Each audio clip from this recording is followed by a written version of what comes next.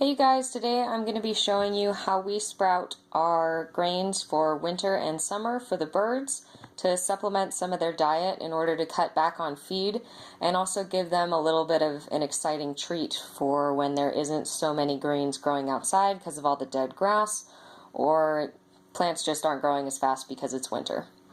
For the supplies that we're going to need one clean bucket and a few really sturdy seed trays. You can usually find these at any plant place, or you can also use the metal trays that you find at places like Safeway. They're usually used like for casseroles and stuff. Another thing you're going to need are these grains. I am personally using a mixture of oats and black oil sunflower seed. As far as the ratios go, I use about 2 to 1 as far as 2 bags of oats per 1 bag of sunflower seeds. But if you have more sedentary birds or you have more ducks and geese, those kinds of things, they get fat really fast. So an unhealthy bird will actually decrease in egg laying production and won't taste as good as far as any meat harvest goes.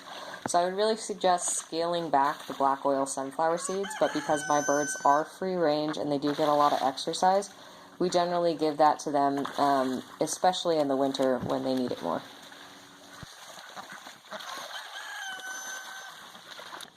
For our purposes, we have about 6 of these seed trays, and that's because we noticed that when it gets to about 7 days, the grasses are too long and you don't want their crops impacted. So with that in mind, let's get started. Now you're going to want to find out how much your individual seed trays can hold, so that you know how much to soak in the bucket overnight. Spread it out as evenly as you can, and we're looking for about, oh gosh, I want to say just so these black tiles are just barely underneath the grain, because you got to keep these grooves in mind and you don't want any rot to happen. If it's too thick, mold is going to grow much faster, and also if it's very warm out, mold is going to grow faster. So you want to keep an eye out for those. So once you're happy with the amount that you found that fits in your container, you're going to want some kind of standard measuring so that you don't have to do that every single time. We have the scoop. We found it's about 1 1/3 scoop that we'll be putting into our bucket every day. There it is. So now we're going to take this bucket and fill it with, you can use tap water if you have access to it. You can use creek water. We're going to be using creek water just because we have it. It's clean.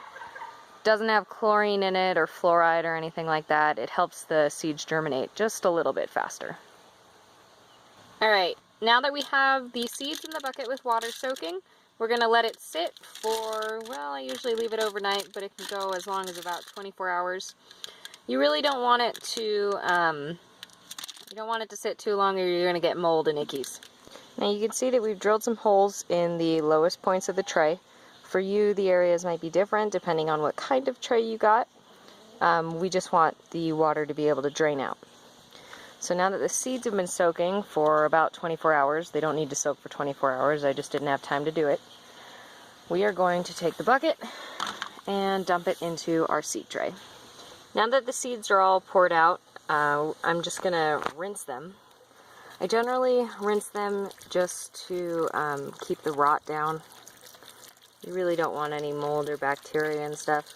I know a lot of other people will take bleach and clean out their buckets and their trays, and this just lets me do the bleach or any other kind of sanitation you might want to do.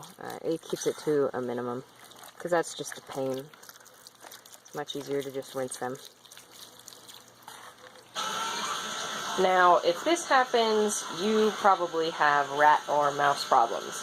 In which case, you're going to want to set some, either some humane live traps or old-fashioned snap traps. You don't want to use anything with poisons just because it gets on their feet, it'll get on the food, and then your birds will eat it. So keep that in mind when you're trying to work on this project. Now this is a bad example, but this is maybe something what you're going to be looking at around 6-7 days. Depends how cold it is and how much water you're giving it. The benefits of this, as you can see this lovely root mass, even in the areas that don't have a lot of grass, you have a lot of root.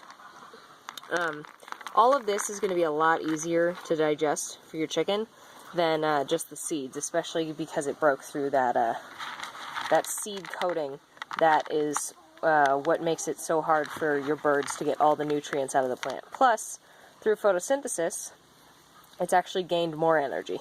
So, let's see how the birds like this.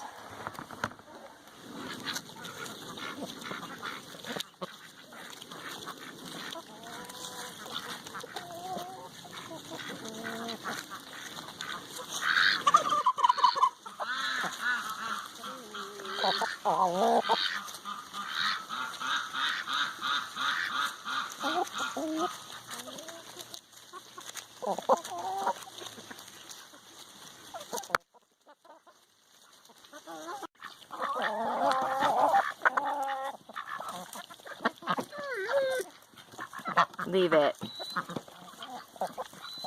Good boy.